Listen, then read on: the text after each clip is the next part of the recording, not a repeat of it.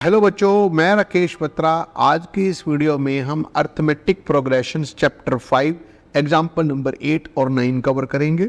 Find the 11th term from last term towards the first term of the AP 10, 7, 4 -62। हमें यहाँ पर 11th term from end यानी reverse direction से 11th term find करनी है। यहाँ फर्स्ट टर्म 10 दे रखी है, कॉमन डिफरेंस 7 - 10 यानी कि -3 हो गया। लास्ट टर्म है -62।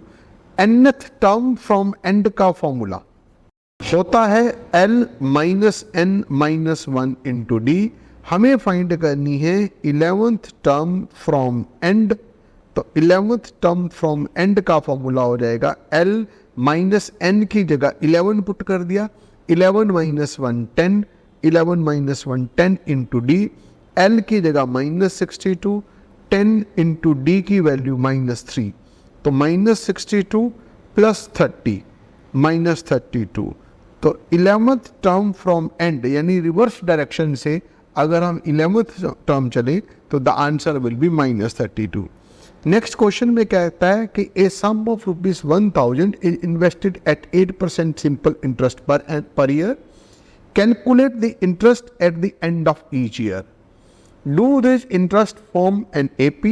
If so, find the interest at the end of 30 years making use of this fact.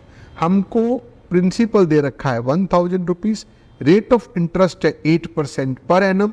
हमने हर ईयर के एंड पर कितना सिंपल इंटरेस्ट होगा ये कैलकुलेट करना है और फिर बताना है कि क्या ये इंटरेस्ट एपी में आ रहे हैं, और अगर ये एपी में आ रहे हैं तो हमें 30 ईयर्स के एंड पर क्या इंटरेस्ट होगा ये कैलकुलेट करना है बाय यूजिंग दिस फैक्ट यानी इस एपी की हेल्प से।